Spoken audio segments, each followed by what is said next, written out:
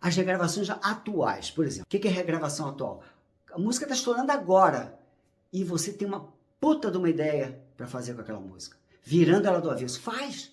Boa ideia, porque você vai ter oportunismo, o oportunismo do bem, você vai estar criando uma coisa que é pulsante, tem uma referência agora, imediata, o sucesso daquela música que está acontecendo vai puxar o sucesso da tua, e a tua tem um sabor diferente, as duas vão poder conviver perfeitamente, então, mas tem que ter uma boa ideia para esse tipo de regravação atual, ok? As regravações antigas, vintage, aquelas canções que ficaram para trás, mas que você pode chegar e dar um banho de loja nela e ela fica mega atual. Por causa do tema, por causa do gênero, não sei. De alguma forma você acha que pode atualizar aquela música. Ela não precisa ser conhecida. Por exemplo, a Marisa Monte pegou Rosa do Pixinguinha, regravou em valsa, meio moderna, meio conservador o arranjo, muito lindo e se deu muito bem com isso. Esse tipo de viagem é interessante. Nós vintage, fiquem atentos para essas opções vintage.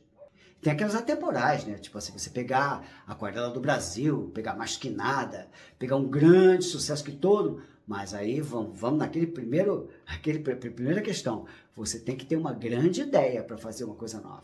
Tem que ter uma grande ideia, senão não vale a pena, deixa para banda cover. E tem aquelas regravações que são descobertas. Você, cantautor, também, principalmente o intérprete e a intérprete, e as bandas também têm que ouvir muita coisa do passado, muita coisa do passado. Aqui, por exemplo, em Portugal, o Chutes e Pontapés pegou uma música que fala de uma casinha linda, que era uma baladinha, sabe, completamente ingênua e virou para um rock and roll, o negócio fez um sucesso absurdo. É um top 10 deles, uma regravação de uma música que não tem nada a ver nem com rock and roll. Então, assim, as bandas têm que ficar atentas, tem que ouvir tudo, tem que ouvir de tudo. O cantautor também tem que ouvir de tudo para ser influenciado e, de repente, pescar alguma coisa. E o intérprete também tem que ouvir de tudo. Eu contei a história, quer dizer, o Ayrton contou uma história, o Ayrton Bahia contou uma história da Marisa Monte, que foi em outra gravadora, na Polygram, pesquisar repertório de samba. Então tem que ouvir tudo, gente, tem que ouvir tudo. E vai achar uma coisinha ali que vai trazer para cá e vai ser como se fosse inédita. Mas você sabe do potencial dela porque ela te conquistou. Então é importante fazer regravações no esquema de descobertas. E tem aquelas regravações antigas, semi-inéditas. Uma música que, sei lá, digamos assim, um disco do Lulu Santos que saiu, ele trabalhou o primeiro single, o segundo single, e trabalhou um terceiro que não andou muito, mas ia botar a cabeça para fora, mas já estava começando um novo ciclo dele, já ia entrar de estúdio e acabou sendo abandonada pela gravadora. De repente essa música, opa, traz ela para cá. Essa você pode até colar um pouco mais no original, já que ela não teve tanta exposição, mas não necessariamente, você pode... É sempre melhor dar a tua cara em termos de arranjo, evidentemente. Em termos de interpretação, é claro que seja banda, seja cantautor, seja intérprete, vai dar a tua pincelada artística. Então, essa é bem interessante. Existem inúmeras semi-inéditas que, de certa forma, tiveram um testezinho com o público. Começaram a pipocar, mas aí elas foram abortadas por causa do timing de carreira do artista. Então, vale a pena pesquisar essas semi-inéditas.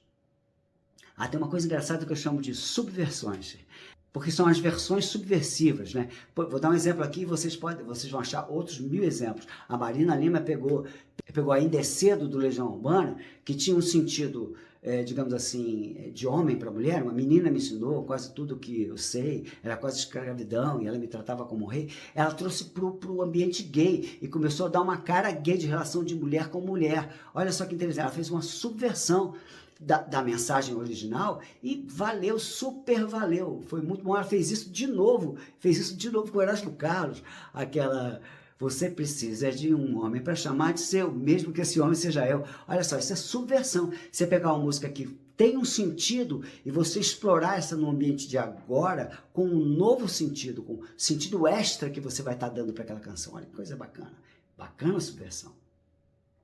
Bom, além disso, você pode fazer, eventualmente, se você precisar, o intérprete, fazer medleys. Por exemplo, você quer fazer uma homenagem a um grande compositor que sempre foi caro para você, você sempre faz um medley de 3 canções.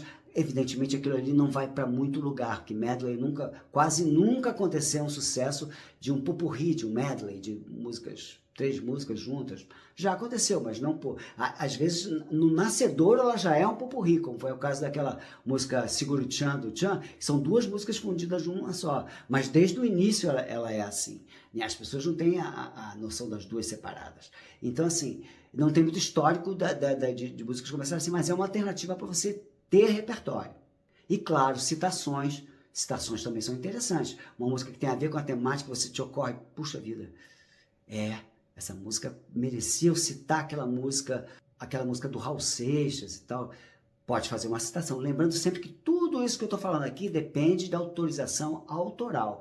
Você tem que pedir autorização às editoras. As editoras que representam os artistas, os compositores que compuseram aquelas músicas, elas têm a autoridade de dizer sim ou não para você. Então, toma cuidado quando você vai fazer um repertório de regravação, que você tem que pedir antecipadamente, quando você estiver gravando, por exemplo, se essa música, se a ideia for fundamental, vai gravando as outras e pede autorização lá quando você teve a ideia, para dar tempo de você ter autorização e gravar, ok? Que depende de autorização editorial.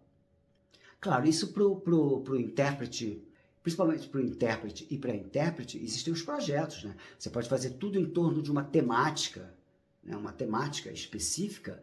Você fala, vamos fazer um disco de soul music brasileira, aí tem Djavan, tem Cassiano, tem Tim Maia, tem Hildon, sei lá. Você pode fazer um disco songbook homenageando o Chico Buarque, só com canções do Chico Buarque. É uma alternativa principalmente para o intérprete e para a intérprete. Não vejo muita necessidade do cantautor fazer isso, a não ser que ele esteja num momento como o Chico esteve em 1972, se eu não me engano, que ele teve que gravar um disco só com outros autores, porque ele foi proibido de gravar canções deles pela censura federal, né? Que absurdo, né? Pois é, já teve esse disco, chama Sinal Fechado o disco, um bom nome. Então, a não ser que você tenha uma condição dessa, ou você ou tem uma ideia, por exemplo, o Oswaldo Montenegro fez um disco só, que é um grande autor, ele fez um disco só com músicas do Chico Buarque, ok, não tem problema, se você tiver esse projeto e ele for útil para a tua carreira, também pode fazer, mas normalmente é uma coisa mais de cantor e de cantora. No caso das bandas também, há a possibilidade de fazer isso? Mas acho mais remota a necessidade de fazer esse tipo de coisa. E tem a versão de canções originalmente internacionais para o português. E antes de você fazer biquinho, eu não gosto de versão, olha, tem muita versão chique e bem sucedida. O Ronaldo Bastos fez várias versões maravilhosas. Você tem várias situações. Tem aquela versão que você acha uma música internacional, sei lá, de 10 anos atrás, que ninguém conhece, mas é boa demais. É o exemplo Catedral, que a Zélia Duncan gravou.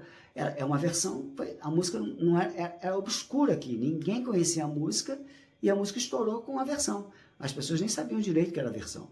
Os Astronautas de Mármore, que era do David Bowie, claro que os iniciados em David Bowie conheciam aquela música muito, mas o grande público achava que aquela música era a música original do Nenhum de Nós.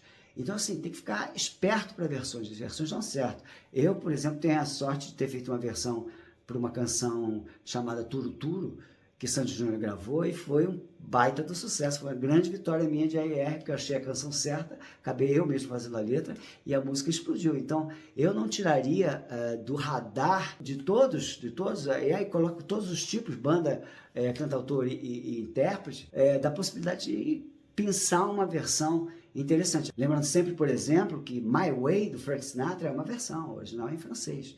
Então, veja bem, não tem limite o que você pode conseguir com uma boa versão, com uma boa letra, conseguindo uma boa letra com um autor bacana e tal.